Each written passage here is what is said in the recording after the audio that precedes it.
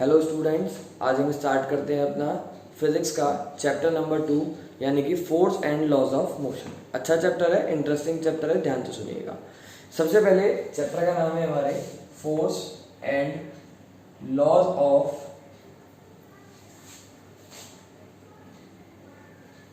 Motion. तो यहां पर अभी सबसे पहले जो मुझे समझना है वो समझना है व्हाट इज फोर्स। फोर्स क्या होता है तो देखते हैं। फोर्स ए पुश और पुल इज कॉल्ड फोर्स। किसी भी पुश या फिर पुल को हम क्या बोल सकते हैं, फोर्स बोल सकते हैं। और ये पुश और पुल कहां होगा, ऑन आ बॉडी होगा, ऑन आ बॉडी। यानी कि एक पुश या फिर पुल यानी कि किसी भी चीज को धक्का लगाना या फिर किसी भी चीज को खींच उठाना है ना, उसको हम लोग क्या बोल सकते हैं, फोर्स बोल सकते हैं। फोर्स जो है हम अपनी डे टू डे लाइफ में है ना, we apply force in our day to day life. Example क्या क्या होंगे, एग्जाम्पल होंगे हमारे स्ट्रेचिंग,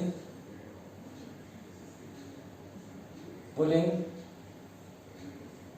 लिफ्टिंग एक्सेट्रा। तुम लोगों ने क्या किया, एक रबर बैंड था या कोई इलास्टिक थी, उसको स्ट्रेच करना शुरू कर दिया तो वो चीज किसमें आ जाएगी, स्ट्रेचिंग में। पुलिंग, कोई चीज को खींचना स्टार्ट कर दिया आपने तो वो चीज क्या हो गई, पुल। और लिफ्टिंग, कोई हैवी वेट है और उसको उठा लिया ऊपर की तरफ तो वो चीज क्या कहलाई जाएगी, हमारी लिफ्टिंग, है ना। अब देखो बात करते हैं effect of forces. Effect of forces क्या होते हैं,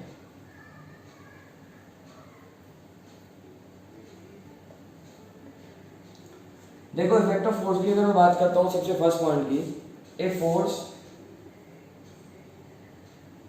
can move a stationary body.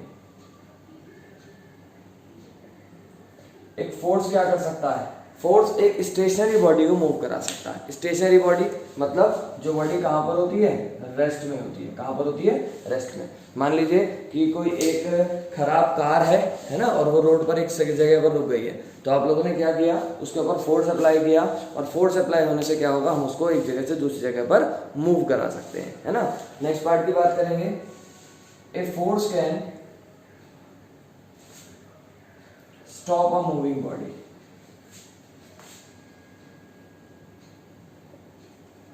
Force क्या कर सकता है, एक मूविंग बॉडी को स्टॉप कर सकता है। क्या करते हैं बच्चे नॉर्मली क्या करते हैं, मान लीजिए कोई हमारे एक फ्रेंड है वो साइकिल चला रहा है और हम लोगों ने क्या किया, उसका पीछे से साइकिल पकड़ लिया, है ना। तो क्या होगा, हम लोगों ने जैसे ही उसके ऊपर फोर्स अप्लाई किया तुरंत ही क्या होगा, जो उसकी मूविंग साइकिल होगी वो तुरंत ही रुक जाएगी। तो हम क्या कह सकते हैं कि जो फोर्स होता है एक मूविंग बॉडी को भी स्टॉप कर सकता है। थर्ड पॉइंट हम क्या लिख सकते हैं, a force can change the shape of a body। क्या हुआ, एक मुक्का लिया और किसी के फेस पे मार दिया तो वो क्या होगा, उसके फेस का नक्शा चेंज हो जाएगा ना, ये नहीं बोलेंगे। ऐसा है कि मेरे पास क्या है, कोई बैलून है ना, कोई बैलून है या फिर कोई इलास्टिक सब्सटेंस है, मैंने क्या किया, उसके ऊपर फोर्स अप्लाई किया, फोर्स अप्लाई होने से क्या होगा, उसका फेस कह रहा हूँ सॉरी, उसका शेप जो है वो हमारा चेंज हो जाएगा, है ना। नेक्स्ट अगर हम और बात करते हैं आगे, फोर्स और क्या कर सकता है, फोर्स क्या कर सकता है, ए force can change the direction of the body. Force क्या कर सकता है, एक बॉडी की डायरेक्शन को भी चेंज कर सकता है। जैसे कि क्या नाम है, ये फुटबॉलर्स होते हैं, फुटबॉल को हिट करते हैं, है ना। आपके पास जो मान लीजिए कोई फुटबॉल आ रही है और आपने क्या करा, उसको किक कर दिया पैर से, तो आपने पैर से उसको हिट किया तो उसका क्या होगा, डायरेक्शन चेंज हो जाएगा। तो आपने क्या अप्लाई किया था, फोर्स। तो फोर्स अप्लाई करने से क्या क्या हो सकता है, एक तो स्टेशनरी बॉडी चल सकती है यानी कि रुकी हुई बॉडी को आप चला सकते हैं। सेकेंड, चलती हुई बॉडी को रोक सकते हैं। एक, शेप चेंज कर सकते हैं, डायरेक्शन चेंज कर सकते हैं, और भी बहुत सारे इफेक्ट्स होते हैं जो हम अपनी डे टू डे लाइफ में फोर्स के साथ कर सकते हैं। आगे चलते हैं।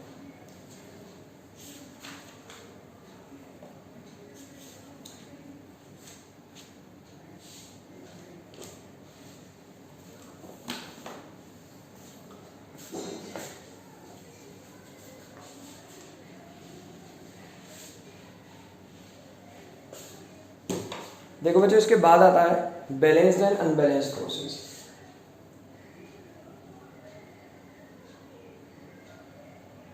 अच्छा पहले बैलेंस फोर्सेस समझ लेते हैं। बैलेंस फोर्सेस कौन सी होती है? If the net resultant of all the forces applied on a body is zero, then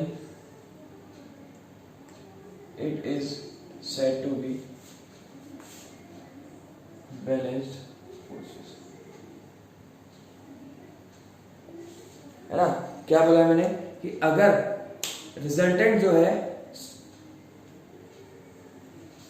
forces का, है ना, मान लीजिए कि आपके पास एक बॉडी है, कोई भी एक बॉडी है, उसके ऊपर जितने भी फोर्सेस अप्लाई हो रही हैं उसका अगर नेट रिजल्टेंट क्या आ जाता है, जीरो आ जाता है, तो ऐसे फोर्स को हम लोग क्या बोलते हैं? Then the force are called balance forces. यानी कि तो हम क्या बोलेंगे? Then it is said to be the balance forces. आगे देखते हैं। एग्जांपल के लिए समझ लीजिए कि आपके पास एक ये बॉक्स है, इस बॉक्स पे फोर्स अप्लाई हुई होगी। जैसे कि अगर हम इधर से देखते हैं तो इधर हमारा क्या अप्लाई हो रहा है? Force of friction.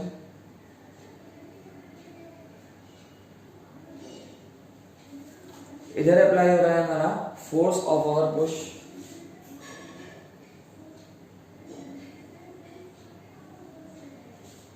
ठीक। अगर हम नीचे की तरफ देखेंगे तो नीचे हमारी क्या अप्लाई हो रही है? सीधी सीधी बात है, सबको पता भी है ये बात, फोर्स ऑफ ग्रेविटी। ग्रेविटी आपको सबको पता होगा, नहीं पता है तो पता होना चाहिए कि ग्रेविटी जो होती है क्या होती है? फोर्स होती है जिसकी वजह से हर ऑब्जेक्ट अर्थ के सेंटर की तरफ अट्रैक्ट होता है ना। उसके बाद ऊपर की तरफ जो लगता है वो हमारा लगेगा फोर्स ऑफ रिएक्शन।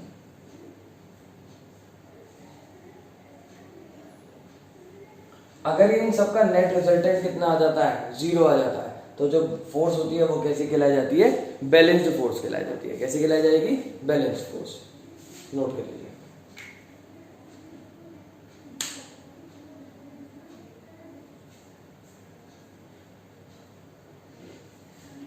आगे देखते हैं अनबैलेंस्ड फोर्सेस क्या होती है।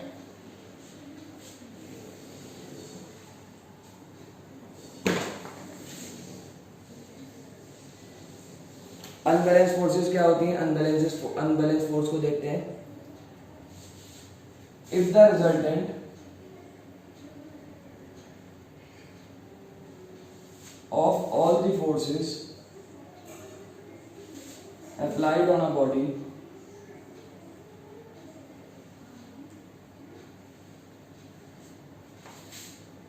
is not zero, then the force is called unbalanced force। ठीक है ना? जैसे अब देखो एक बात समझो, यहाँ पर हमारा जो फोर्स लग रहा था वो लग रहा था फोर्स ऑफ रिएक्शन। अगर मैं बात करूं कि मेरा टोटल जो नेट फोर्स है अगर वो जीरो नहीं आता है तो ऐसे, है ना, तो ऐसे फोर्स को हम लोग क्या बोलते हैं? अनबैलेंस फोर्स बोलते हैं। अब एक बात समझो कि अगर तुम्हारे पास एक कॉपी है ना, और तुमने उसको टेबल के ऊपर रख दिया, वो 1 साल रखी है, 2 साल रखी है, 10 साल भी रखी रहेगी, कब तक? जब तक उसके ऊपर क्या अप्लाई हो रहा है? बैलेंस फोर्स अप्लाई हो रहा है ना। जैसे ही उस पर अनबैलेंस फोर्स अप्लाई होगा वो एक जगह से दूसरी जगह पर मूव कर सकती है। तो जब हमारे किसी बॉडी या किसी ऑब्जेक्ट के ऊपर बैलेंस फोर्स अप्लाई होता है तो वो अपने आप कभी भी मूव नहीं करेगी, लेकिन अगर अनबैलेंस फोर्स अप्लाई हो रहा है तो उसके मूव होने के चांसेस होते हैं, बल्कि मूव हो ही जाती है। ठीक है ना?